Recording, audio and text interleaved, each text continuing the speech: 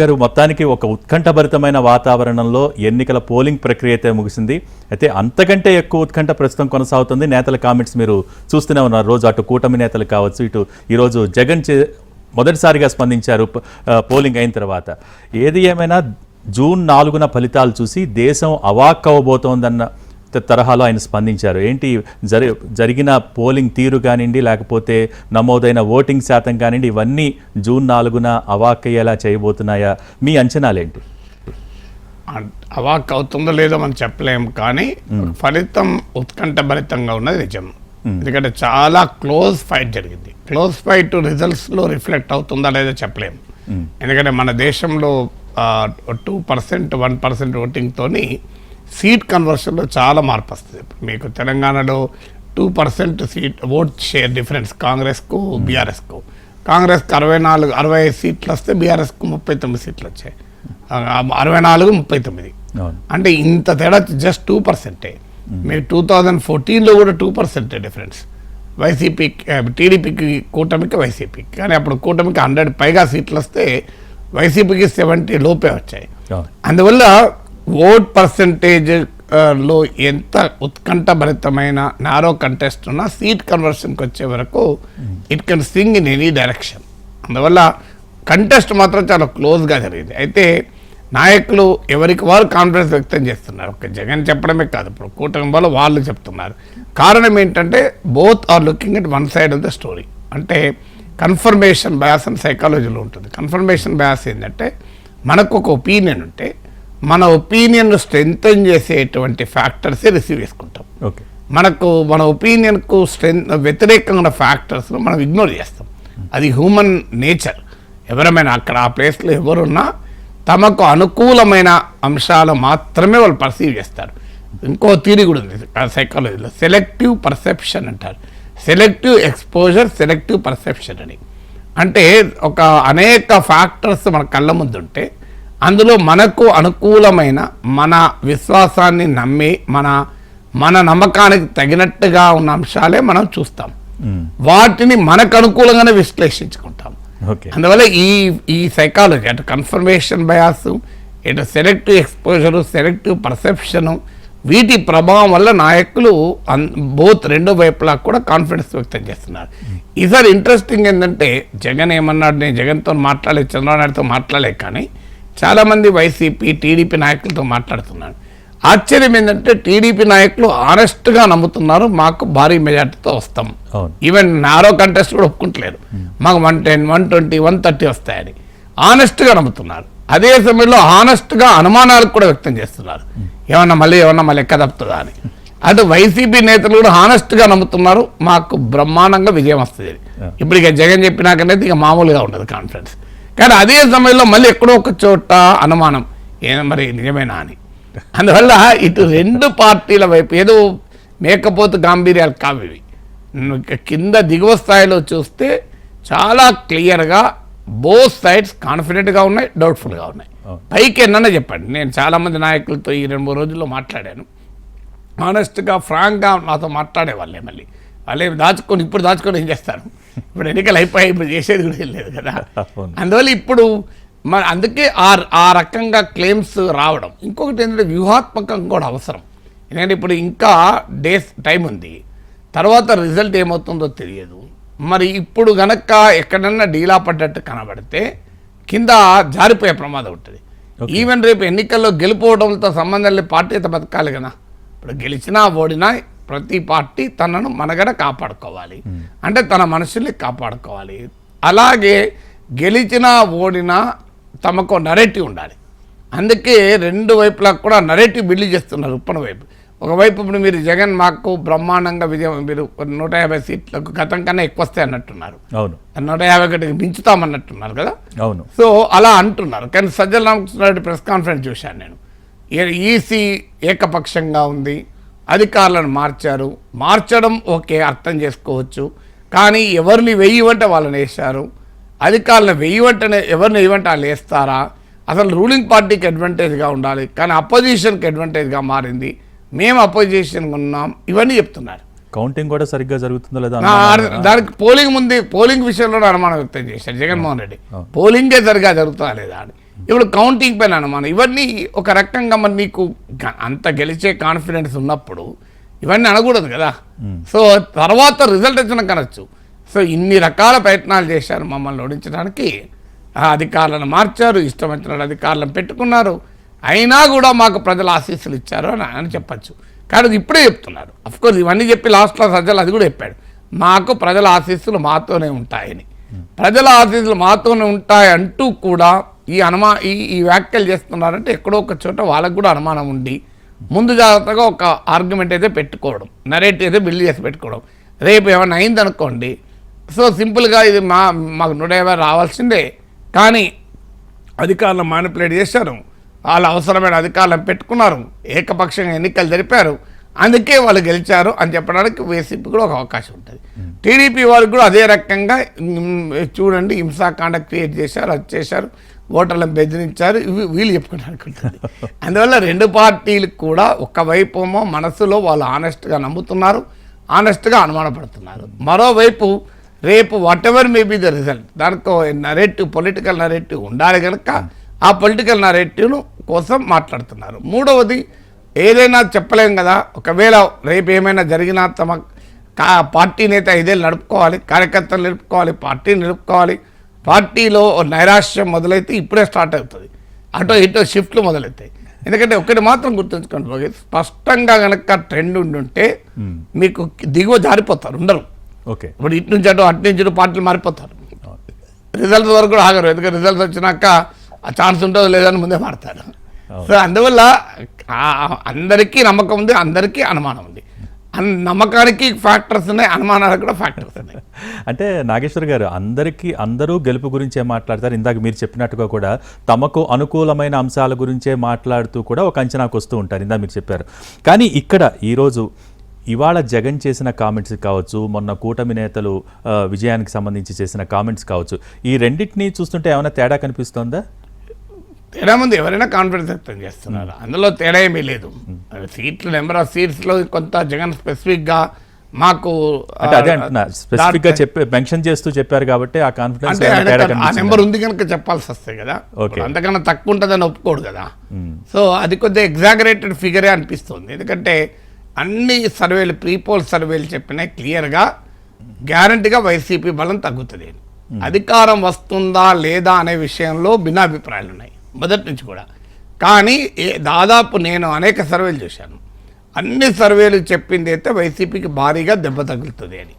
Even అనేక ఎన్నికలకు ముందు అనేక మంది వైసీపీ నేతలతో కూడా మాట్లాడాను. సో వాళ్ళు కూడా చెప్పింది మాకు సీట్లు అయితే తగ్గుతాయి, ఓట్లు అయితే తగ్గుతాయని. నాకు సీనియర్ వైసీపీ నాయకుడు ఒక రిసెప్షన్లో కలిశారు, అడిగితే ఎలా ఉంచారంటే మీరు చెప్పినట్లే ఉంచారన్నాడు.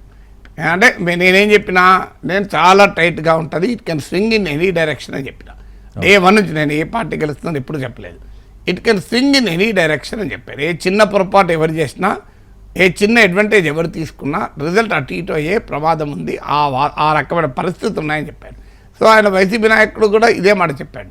సో అందువల్ల జగన్ 150 దాటితే అనే క్లెయిమ్ అయితే అనుకోకుండా బ్యారింగ్ మిరాకిల్ అంటారు. ఓకే, సో అలాంటిది ఏదైనా అద్భుతం జరిగితే తప్ప కొంత ఎగ్జాగరేటెడ్ క్లెయిమ్ లాగానే కనబడుతుంది. ఎందుకంటే ఎన్ని సర్వేలు కూడా బిలో అసలు లాస్ట్ టైం అంత అయితే రావు, ఎంత వస్తాయి అనేది ఎవరు చెప్పలేకపోయారు. లాస్ట్ టైం అంతైతే రావు అన్నారు, ఇంక్లూడింగ్ వైసీపీ లీడర్స్. సర్వేలు అన్నీ అదే ఇండికేషన్ ఇచ్చారు. మరి ఏం జరిగి ఉంటుంది అంటే, ఒకవేళ మనకు అర్థం కాని సైలెంట్ రెవల్యూషన్ జగన్కి అనుకూలంగా ఉందా?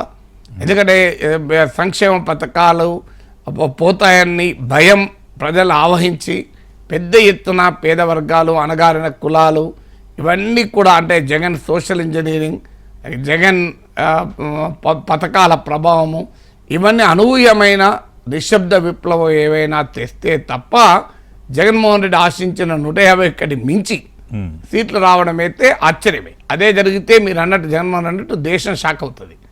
ఎందుకంటే ఏ సర్వే చెప్పలేదు ఇది ఇంతవరకు, దేశం షాక్ అవుట్ ఖాయం. ఒకళ్ళు నిజంగానే 151 దాటితే మామూలు షాక్ కాదు. సెఫాలజిస్టులు అందరూ తిరిగి తమ శాస్త్రాన్ని అటు ఇటు తిప్పుకోవాలి. మాలాంటి రాజకీయ విశ్లేషకులు కూడా డామిట్ కథ అడ్డం తిరిగింది ఏంటి, ఎక్కడ తప్పామని లెక్కలేసుకోవాలి. ఎందుకంటే డే 1 నుంచి నా అంచనా కూడా వైసీపీ బలం తగ్గుతుంది. సీట్లు తగ్గుతాయి, ఓట్లు తగ్గుతాయి. ఎంత తగ్గుతాయి అన్న దగ్గర నేను కూడా కంక్లూజన్ రాలేకపోతున్నాను. నేను చాలామందితో మాట్లాడుతున్నాను కానీ ఎవరు కంక్లూజివ్గా చెప్పలేకపోతున్నారు. లాజికల్గా వాళ్ళ విష్ బట్టి చెప్తున్నారు. వాళ్ళకు జగన్ ఓడిపోవాలనుకుంటే ఓడిపోతారంటున్నారు, జగన్ గెలవాలనుకుంటే గెలుస్తారని చెప్తున్నారు. కానీ చాలామంది చేసే మిస్టేక్ ఏంటంటే తమ విజువల్ థింకింగ్నే రియల్ అనుకుంటారు. ఆ విజువల్ థింకింగ్ ఏం చేస్తుంటే ఆప్టికల్ ఇల్యూషన్ కారణమవుతుంది. అంటే నీవు ఏది ఆశించిందో అదే చూస్తావు. కానీ నాలాంటి విశ్లేషకులు ఎప్పుడు కూడా నా వ్యక్తిగత రాగద్వేషాలకు అతీతంగా వాస్తవంగా చూసే ప్రయత్నం చేస్తాం. ఈ ప్రయత్నంలో ఒక్కోసారి ఫెయిల్ కావచ్చు, కాదని అన్నాను, ప్రతిసారి సక్సెస్ కావాలని రూల్ ఏం లేదు. కానీ ప్రయత్నంలో మాత్రం హానెస్టీ ఉండాలి. కోర్స్ మన ప్రయత్నం ఎట్లున్నా ఒకసారి ప్రజలు అంతుపట్టకుండా ఉండొచ్చు. సో నాకున్న అంచనా అయితే అధికారం ఎవరికి వస్తుందో లేదో చెప్పలేను, కానీ గతం కన్నా ఎక్కువ సీట్లు వస్తాయి అనే క్లెయిమ్ మాత్రం సంథింగ్ డెఫినెట్లీ షాకింగ్. అందులో అనుమానం లేదు. అదే నిజం జరిగితే ఇట్ ఇస్ రియలీ షాకింగ్. కానీ ప్రస్తుతానికి కాన్ఫిడెన్స్ ప్రకటిస్తున్నప్పటికీ కూడా అన్ని ఇరుపక్షాలు కూడా ఇందాక మీరు అన్నట్టుగా కూడా పర్టికులర్గా చూస్తే ఇక్కడ ఇటు వైసీపీ పార్టీకి కావచ్చు, అటు కూటమికి కావచ్చు, ప్లస్ ఆర్ మైనస్ ఏంటండి, ఏ విధంగా ఉండొచ్చు? ఇందాక మీరు అన్నారు వాస్తవాల్ని వాస్తవ కోణంలోనే చూడాలని. వాస్తవ కోణంలో చూసినప్పుడు ప్లస్ ఆర్ మైనస్లు ఏమవచ్చు? అంటే రెండు విడివిడిగా చర్చించాలి. తప్పకుండా మనం అన్ని కలిపి చర్చించలేము. మొదటిగా వైసీపీ గురించి మాట్లాడుకుంటే, అంటే వైసీపీకి నిజంగానే జగన్మోహన్ రెడ్డి చెప్పినట్లు 151 సీట్లు దాటితే దానికి ఏం కారణాలు అయి ఉండాలి అనేది మనం మాట్లాడుకుంటే, ఒక కారణం ఏంటంటే ఒక మ్యాసివ్ సోషల్ ఇంజనీరింగ్. అంటే జగన్మోహన్ రెడ్డి నిర్మించుకున్నటువంటి ఒక సామాజిక కూటమి, అంటే సోషల్ కోయలిషన్ నిర్మించుకున్నారు. ఎస్సీ, ఎస్టీ, మైనారిటీసు, రెడ్డీస్ ఎలాగుంటారు. సో ఈ సెక్షన్తో పాటు బీసీలను గణనీయంగా షిఫ్ట్ చేసుకున్నారు 2019లో. ఈ సోషల్ కోయలిషన్లో ఏ రకమైన తేడా రాలేదు. వాస్తవంగా ఈ తేడా రాకపోవచ్చు కూడా ఇప్పటికీ కూడా. అంటే బీసీలు చెప్పలేం, కానీ ఎస్సీ, ఎస్టీ, మైనారిటీసు, రెడ్డీస్ ఈ సెక్షన్స్లో జగన్ సోషల్ బేస్లో ఎక్కడా పెద్ద డివిజన్ రాలే.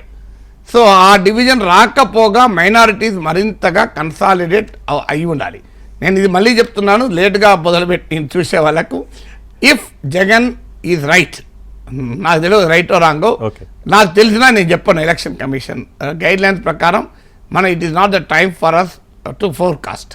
సో కానీ స్పష్టంగా ఒకవేళ జగన్మోహన్ రెడ్డి క్లెయిమ్ చేసుకున్నట్లు 151కి పైగా సీట్లు వస్తే కారణాలు ఏమై ఉండవచ్చు అనుకుంటే, మొదటిది జగన్మోహన్ రెడ్డి తన సోషల్ కోయలిషన్ నిలుపుకోవడమే కాకుండా దాన్ని ఎక్స్పాండ్ చేసుకుని ఉండాలి. అంటే మైనారిటీలు బీజేపీ, టీడీపీ పొత్తు వల్ల మరింతగా ఇటువైపు గ్రావిటేట్ అయి ఉండాలి వైసీపీ వైపు.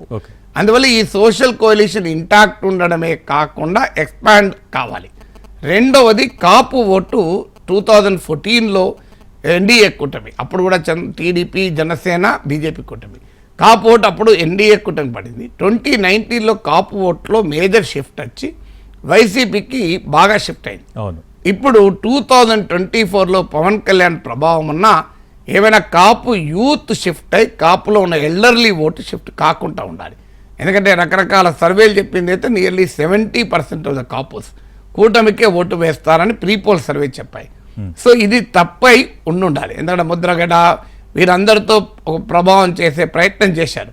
అందువల్ల రెండవ ఫ్యాక్టర్ ఏమంటారంటే కాపు షిఫ్ట్ కూటమి ఆశించిన స్థాయిలో జరిగి ఉండకపోవాలి. మూడవది అలియన్స్ అరిథమెటిక్ బాగానే ఉంది, కరెక్టే, టీడీపీ, జనసేన, వైసీపీ, కానీ అలియన్స్ కెమిస్ట్రీ చెడిపోయి ఉండాలి.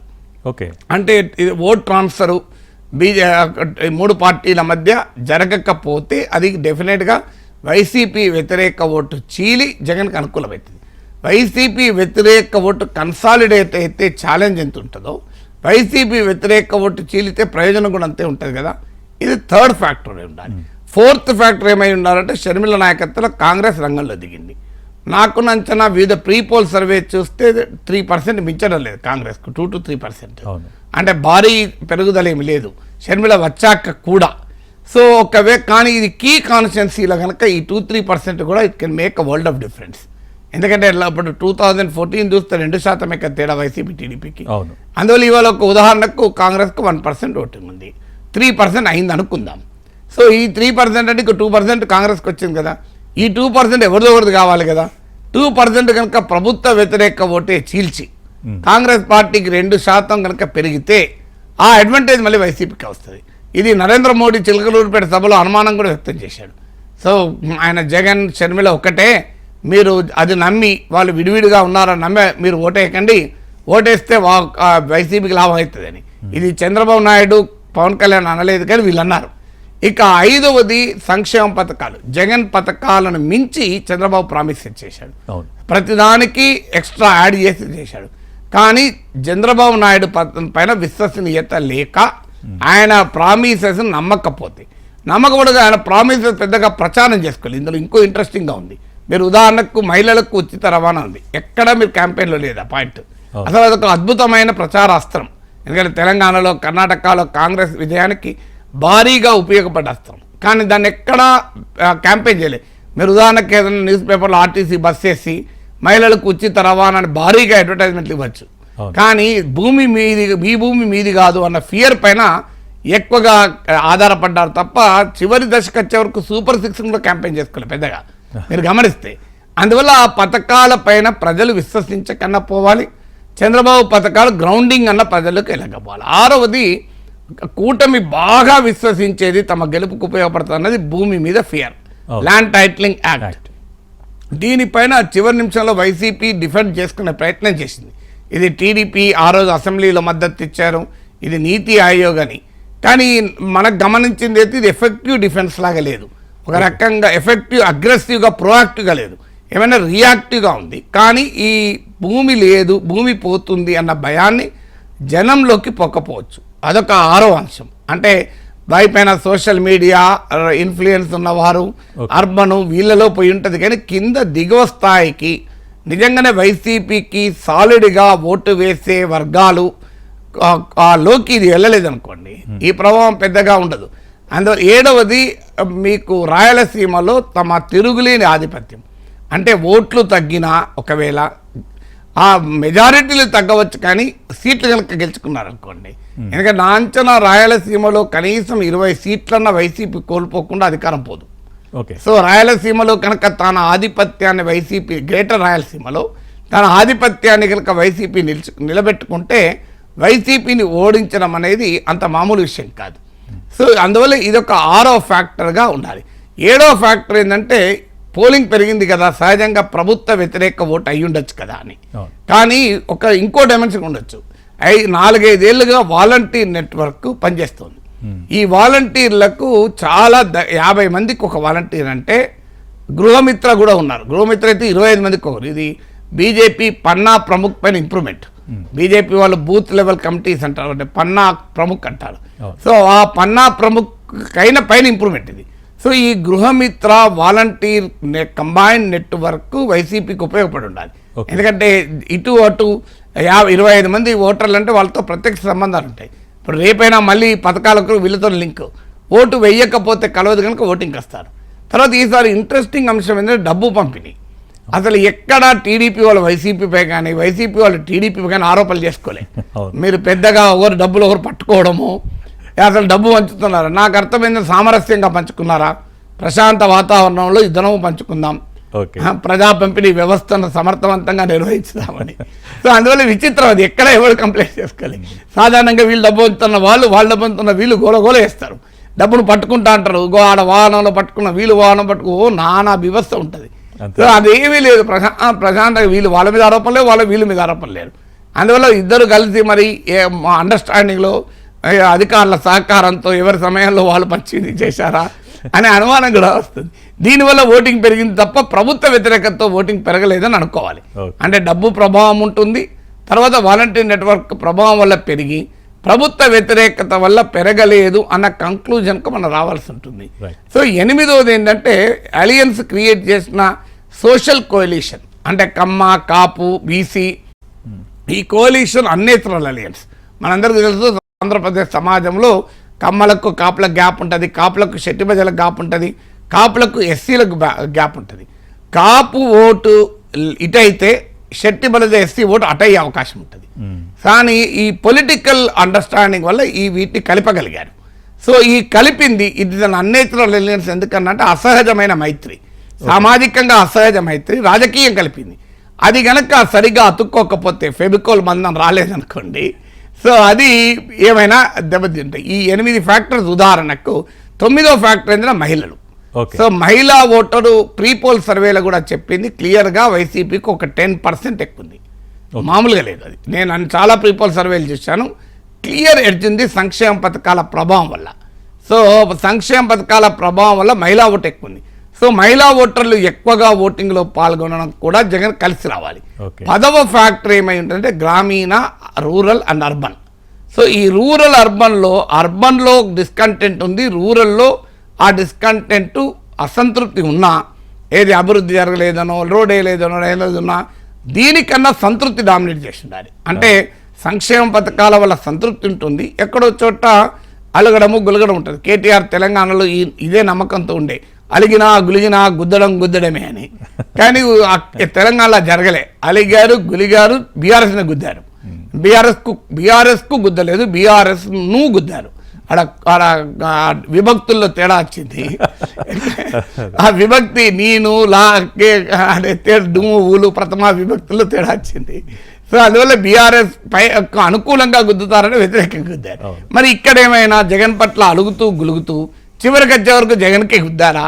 ఈ 10 ఫ్యాక్టర్స్ గనక ఉంటే, అంటే నేను మళ్ళీ చెప్తున్నాను, మా జగన్మోహన్ రెడ్డి చెప్పిన ఫిగర్ 151 దాటి సీట్లు వస్తాయని, ఒకవేళ అది జరిగితే రియల్లీ షాకింగ్. నాకైతే ఆ నమ్మకం లేదు. గ్యారంటీగా తగ్గుతాయనే నా నమ్మకం. ఎంత తగ్గుతాయో నేను కూడా చెప్పలేను, ఇప్పుడు చెప్పకూడదు కూడా. కానీ ఒకవేళ గనక నిజంగానే ఆ స్థాయిలో వస్తే ఈ 10 కారణాలు అయి ఉండాలి. రైట్, చాలా రైట్ అండి. అంటే నాగేశ్వర గారు మీరు చెప్పిన దాంట్లో ఈ 10 కారణాలు కూడా ఈరోజు జగన్ ఎందుకు ఇంత కాన్ఫిడెంట్గా స్టేట్మెంట్ ఇస్తున్నారంటే ఈ 10 కారణాలు నిజంగా ఉన్నాయా ఈ కాన్ఫిడెన్స్ వెనకాల అన్న. విపక్ష కూటమికి సంబంధించి చూసుకుంటే ఈసారి విపక్ష కూటమి ఖచ్చితంగా మేము 130 సీట్లు వస్తామని చాలామంది నేతలు కామెంట్ చేస్తున్న సందర్భంలో ఏంటి ఆ కాన్ఫిడెన్స్ వెనకాల ఉన్న కారణాలు ఏంటి, లేకపోతే దానికి ఉన్న ప్లస్ ఆర్ మైనస్లు ఏంటి? అంటే మొదటి కారణం ఏంటంటే ఈ ఎలక్షన్ క్యాంపెయిన్ డిస్కోర్స్లో ఒక ఆసక్తికరమైన అంశం ముందుకు వచ్చింది. గ్రోత్ కన్సర్న్స్ అంటారు. అంటే సంక్షేమం ఒక్కటే ఉంటే సరిపోదు, అభివృద్ధి జరగాలి. అభివృద్ధి లేని సంక్షోభం అన్సస్టైనబుల్. అది అప్పులు చేసి ట్యాక్స్ పేయర్స్ పైన బర్డన్ పెట్టి ప్రభుత్వ ఖజానాను ఖాళీ చేసి పంపిణీ చేయడం ఇది. దీనిపై ఈ గ్రోత్ కన్సర్న్స్ ప్రత్యేకంగా అర్బన్ పాపులేషన్ పైన చాలా ఎఫెక్టివ్గా ఉండే. అందుకే మీకు urban, middle class, upper caste ఈ సెక్షన్లు క్లియర్గా జగన్కు వ్యతిరేకంగా పనిచేశాయి. సో అందువల్ల ఈ సెక్షన్ ప్రభావం చాలా గట్టిగా ఉండాలి. ఎందుకంటే ఈ సంపద సృష్టించకుండా కేవలం సంక్షేమం పైన ఖర్చు పెడితే అప్పుల పాలవడం తప్ప ఇంకొకటి ఉండదు అన్నది విపక్ష ప్రచారం.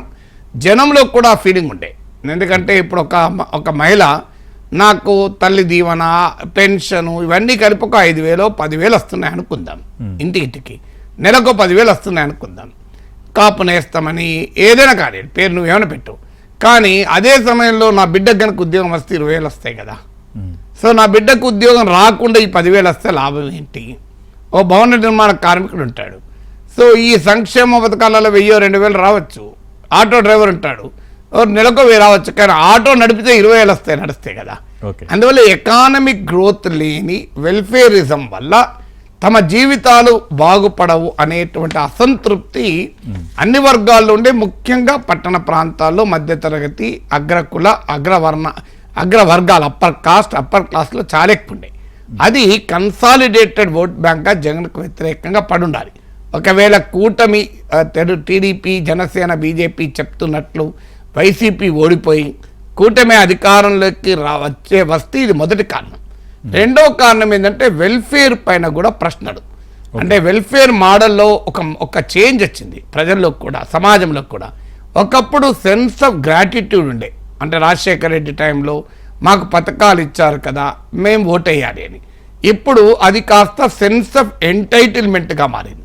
అంటే మా కొరకు ఇస్తున్నారా, వాడు ఉండడానికి ఇస్తున్నారు, వాళ్ళ అధికారం కొరకు ఇస్తున్నారు, మా డబ్బులే మాకు ఇస్తున్నారు అనేటువంటి ట్రెండ్ మారింది. దాంతోపాటు ఎవరైనా ఇస్తారు కదా. ఇప్పుడు మీకు తెలంగాణలో కూడా జరిగింది ఏంటి, కేసీఆర్ సంక్షేమ పథకాలు బాగా అమలు చేసిన గ్రామీణ ప్రాంతాల్లో ఓడిపోయాడు. రైతు బంధు, ఉచిత విద్యుత్తు, రైతు బీమా, కళ్యాణ లక్ష్మి, నువ్వు ఎన్నన్నా అన్నీ అక్కడే కదా అమలేది, దళిత బంధు, కానీ ఓడిపోయింది అక్కడే.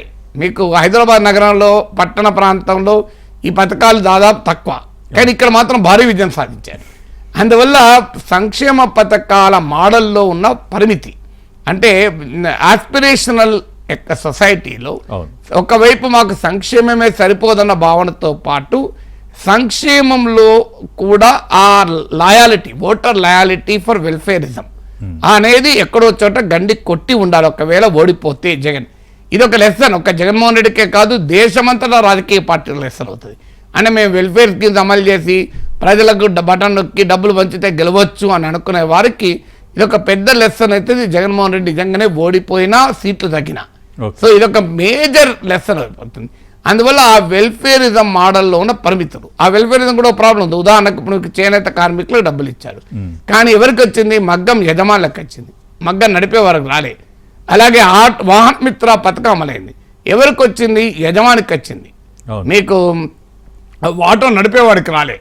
సో ఈ డ్రాబ్యాక్ కూడా ఒక ఫ్యాక్టర్గా అయి ఉండాలి. ఒకవేళ వెల్ఫేర్ మోడల్లో ఉండేటువంటి ఒక గ్యాప్స్ కావచ్చు, లాప్సెస్ కావచ్చు, ప్రజలు ఓటర్లు వెల్ఫేరిజం పట్ల చూసేటువంటి వైఖరి. మూడవది టీడీపీ జనసేన కలవడం అనే ఒక ఎలక్టోరల్ అరిథమెటిక్. ఇది మామూలు విషయం కాదు. ఎంటైర్ ఎన్నికను ఉత్కంఠభరితం చేసింది, ఈ ఎంటైర్ ఎన్నికల్లో ఎగ్జైట్మెంట్ను తెచ్చింది టీడీపీ జనసేన కలయిక. అందుకే నేను ఒక మాట అన్నాను, మ్యాన్ ఆఫ్ ద సిరీస్ ఎవరో జూన్ 4కు తెలుస్తుంది, జగన్మోహన్ రెడ్డి చంద్రబాబు నాయుడు కానీ మ్యాన్ ఆఫ్ ద మ్యాచ్ మాత్రం పవన్ కళ్యాణ్ అని. సో ఎవరి రిజల్ట్తో సంబంధం లేకుండా one man that deserves complete full marks in this election is Pawan Kalyan. Pawan Kalyan steps వల్లనే ఈ ఎన్నిక ఇంత ఎగ్జైటింగ్ అయింది. ఇదైతే అందరూ యాక్సెప్ట్ చేయాలి. సో టీడీపీ జనసేన కలయిక ఒక బలమైన మొమెంటమ్ను అలయన్స్కి ఇచ్చింది. ఇది వైసీపీ వ్యతిరేక ఓటు చీలకూడదు అన్న పవన్ కళ్యాణ్ నమూనా చాలా గ్రౌండ్ మీద పనిచేసి ఉండాలి. ఈ ఓట్ ట్రాన్స్ఫర్ కూడా పర్ఫెక్ట్గా జరిగి ఉండాలి. చాలా మంది అంచనా ఏంటంటే, ముఖ్యంగా వైసీపీ వాళ్ళ అంచనా ఈ ఓట్ ట్రాన్స్ఫర్ జరగదు అని, కానీ బీజేపీ చేరిక వల్ల ఓట్ బ్యాంక్ పోతుందని. కానీ ఆ బీజేపీ చేరడం కూడా ప్రభావాన్ని చూపక ఉండాలి. అంటే బీజేపీ భయం వల్ల ముస్లిం ఓటు పోతుంది, క్రిస్టియన్ ఓటు పోతుంది అనే భయం ఉంది కదా. ఇది గ్రౌండ్ మీద ప్రజలు పట్టించుకోకపోవాలి. అంటే ఓటేసేది చంద్రబాబు నాయుడు ముఖ్యమంత్రి కావాలని తప్ప బీజేపీకో జనసేనకో కాదు. అంటే అఫ్కోర్స్ పవన్ కళ్యాణ్ ఫ్యాక్ట్ ఉన్నా కూడా ఓటు జగన్మోహన్ రెడ్డి ఓటమి కోసం ఓటేస్తున్నాడు తప్ప ఇది వేరే కాదనేది మూడో ఫ్యాక్టర్ అయి ఉండాలి. నాలుగవది Amaravati factor. Amaravati factor, Vizag factory రెండు ఉన్నాయి. వైజాగ్ ఫ్యాక్టర్ పెద్ద ప్రభావం చూపక అమరావతి ఫ్యాక్టర్ ప్రభావం చూపింది అనుకోండి. అంటే వైజాగ్ రాజధానికి కావాలనే విషయంలో ప్రజల్లో ఉత్సాహం లేదు. నేను ప్రీపోల్ సర్వేలు కూడా చూశాను. అమరావతి పట్ల 70%, 80% ప్రజలు కూడా, అంటే వైసీపీ ఓటర్లు కూడా అమరావతి రాజధాని ఉండాలన్న భావాన్ని వ్యక్తం చేశారు. సో ఇది జగన్మోహన్ రెడ్డికి పెద్ద నష్టం జరిగి ఉండాలి, అమరావతితో కొరితో తలగొక్కున్నట్టు. సో రాజధాని అంశం అనేది ఒక ప్రధానమైనటువంటి నష్టానికి కారణమై ఉండాలి. ఐదవది ఎన్నికల కమిషన్. ఇది సజ్జల రామకృష్ణారెడ్డి కూడా చెప్పాడుగా, రూలింగ్ పార్టీకి అడ్వాంటేజ్ ఉండాలి కానీ అపోజిషన్కి అడ్వాంటేజ్ అయిపోయింది. అధికారులను మార్చారు, ఒక్క చీఫ్ సెక్రటరీ మినహా అందరు అధికారులు మార్చారు. మామూలుగా మార్పులు కాదు, చీఫ్ సెక్రటరీ కూడా చాలా రకంగా కట్టడి చేశారు. ఒక రకంగా అడ్మినిస్ట్రేషన్ అనేది జగన్మోహన్ రెడ్డి చేతులకు వెళ్ళి ఎన్నికల కమిషన్ పోయింది. ఎన్నికల కమిషన్ అంటే అర్థం కూటమికి పోయినట్లే కదా, బీజేపీ ప్రభావం ఉంటుంది కనుక. సో సజ్జలు కూడా చెప్పాడు, మేము అధికారులను మార్చడం ఒక ఎత్తు అయితే వాళ్ళు చెప్పిన అధికారులను నియమించారు. మరి అదే జరిగి ఉంటే అది ఐదవది. ఆరవది పెద్ద ఎత్తున ప్రభుత్వ ఉద్యోగుల్లో వ్యతిరేకత ఉంది. అది పిఆర్సీ కావచ్చు, అది డిఏల విషయంలో కావచ్చు, అది మీకు పాత పెన్షన్ విధానం పైన ఇచ్చిన హామీ పైన వెనక్కు తగ్గడం కావచ్చు, ప్రభుత్వ ఉద్యోగుల్లో వ్యతిరేకం అనేది ఆరవది. ఏడవది యూత్ ఎంప్లాయ్మెంట్, జాబ్స్ విషయంలో యూత్ చాలా క్లియర్గా ప్రీపోల్ సర్వేలో కూడా కనబడ్డది. ఏజ్ పెరుగుతున్న కొద్దీ వైసీపీ పట్ల వ్యతిరేకత పెరిగింది, అనుకూలత పెరిగింది. ఏజ్ తగ్గుతున్న కొద్దీ వైసీపీ పట్ల వ్యతిరేకత పెరిగింది. సో ఇది 7వ కారణం అయి ఉండాలి. 8వ కారణం ఏముంటుంది అంటే, వైసీపీ అనుకూల సామాజిక ఇంజనీరింగ్ ఎలాగుందో వైసీపీ వ్యతిరేక సామాజిక ఇంజనీరింగ్ కూడా ఉంది. అంటే మీకు అప్పర్ కాస్ట్లు మొత్తం యునైట్, మీకు బ్రాహ్మణ్, వైశ్య, క్షత్రియ, కమ్మ, కాపు ఈ అప్పర్ కాస్ట్లు మొత్తం ఓపెన్ క్లియర్గా అలయన్స్ వెనకాల ర్యాలీ అయి ఉండాలి. దీనికి తోడు బీసీ ఓటు కూడా కలిసి రావడం, బీసీ ఓటు ఒక చాలా important. Kapu and BC vote ఈ సోషల్ షిఫ్ట్లు కూడా ఒకవేళ కూటమికి అడ్వాంటేజ్గా మారి ఉండాలి.